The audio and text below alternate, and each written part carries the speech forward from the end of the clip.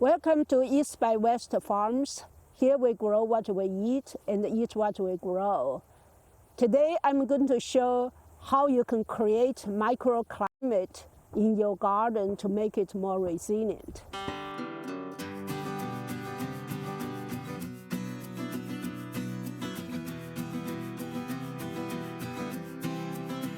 We just had 2 nights of light frost. The frost killed some of the summer crops, of course. This is a good time to observe in what area that the frost did the most damage. So we can learn from this, and when we design our garden to trying to create a local climate for different plants. I'm at the west end of my garden.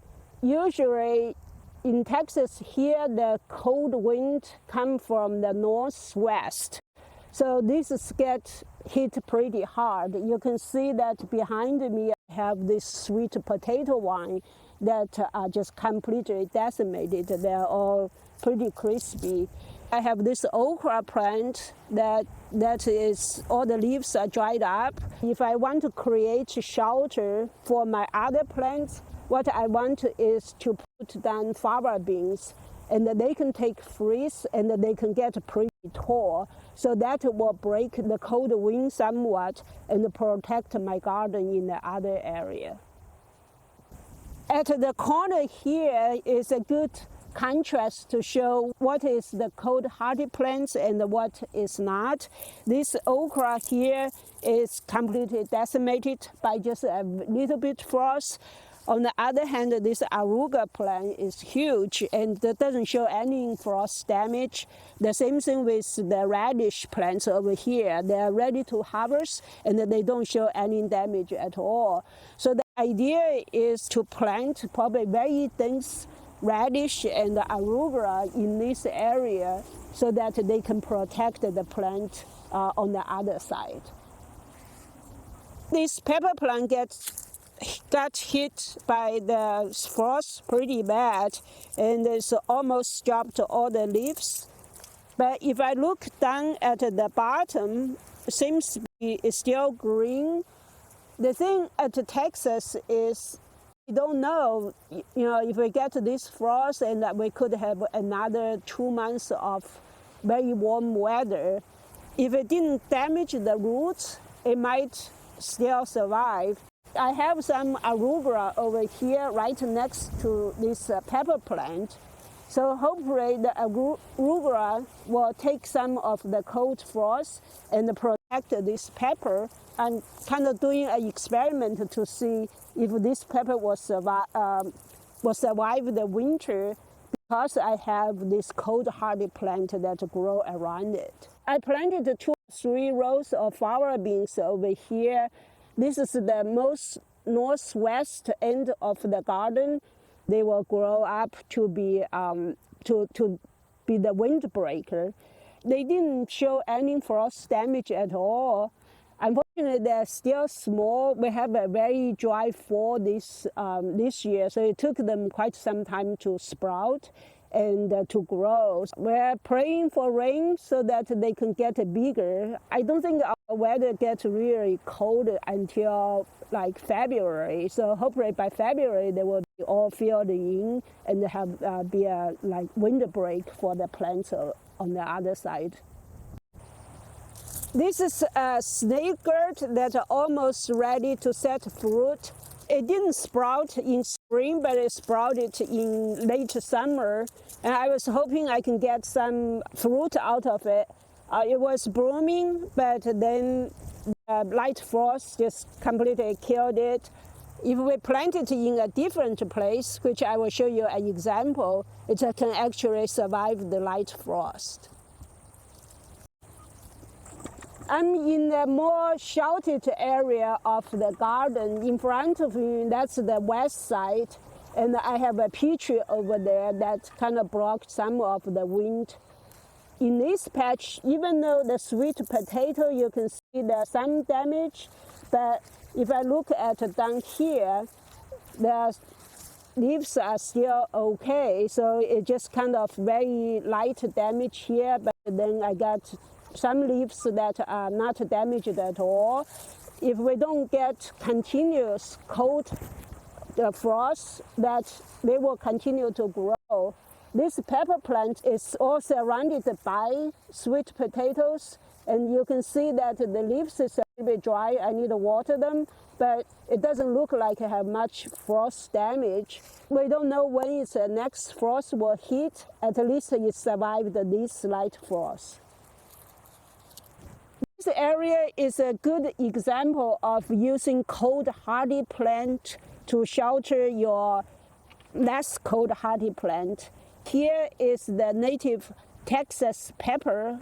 They have these small berries that are really taste really good. I like use to make chili crispy. The leaves doesn't look like had any frost damage. Part of the reason could be that it's a low growing plant instead of like the other pepper plant that they are tall, so they got hit by the freeze first. This area is very sheltered, and I have the fava beans that full grown, and then I have the mustard green, which is also cold hardy, that around it. It's pretty protected, and it didn't have any damage. That gave it some time for the pepper to get red. Here is a good example of interplanting your cold hardy plant with your summer crop. Here I have sweet potatoes. Doesn't look like have much damage at all. It's because I have all this mustard green and Napa cabbage that really very densely planted over here. I have this tomato plants. The top gets some frost damage, but the leaves down here still looks very good, and they will continue to grow. So this frost doesn't cause too much damage. So hopefully we have time for the tomato to get red. We'll see. Another way to create microclimate is to use the structure you have.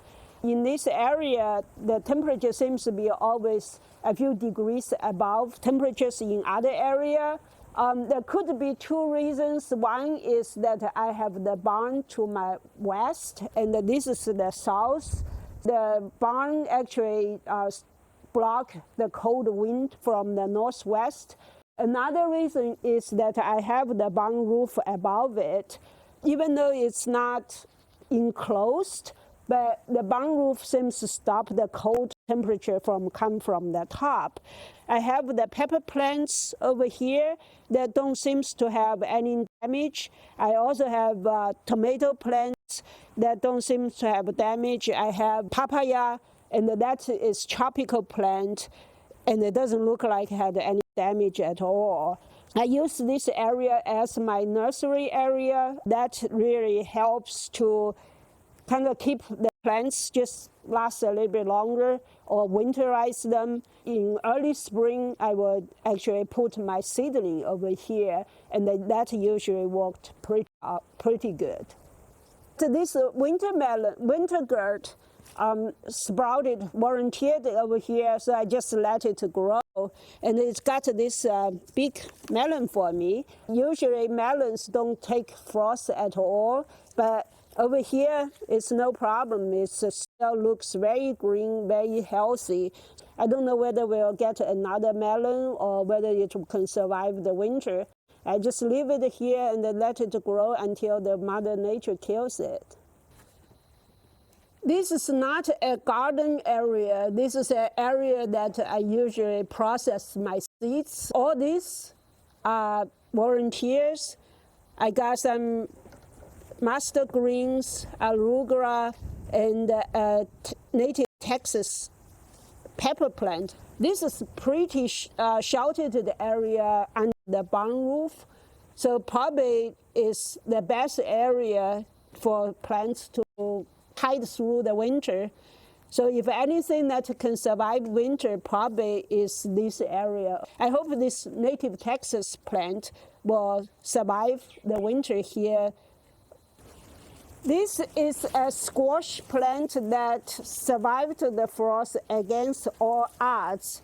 This is a snake gourd that have been growing through summer, and it's to the west of our single white, so it takes all the cold wind, and it's pretty tall, so that means usually the higher ground is colder. The cool weather usually comes down from the top, and usually the tall plants get damaged first. But this seems to be still doing well. The only difference is that it's under the porch window, and also we have the single white over here. And that seems to create a microclimate that has saved the snake gourd from the light frost. On this side, I see we still have some baby snake gourd. There are still some blooms. I don't know whether we will get this to grow into something sizable that we can eat, but I'm not complaining that it's still growing, and I just let nature take its course.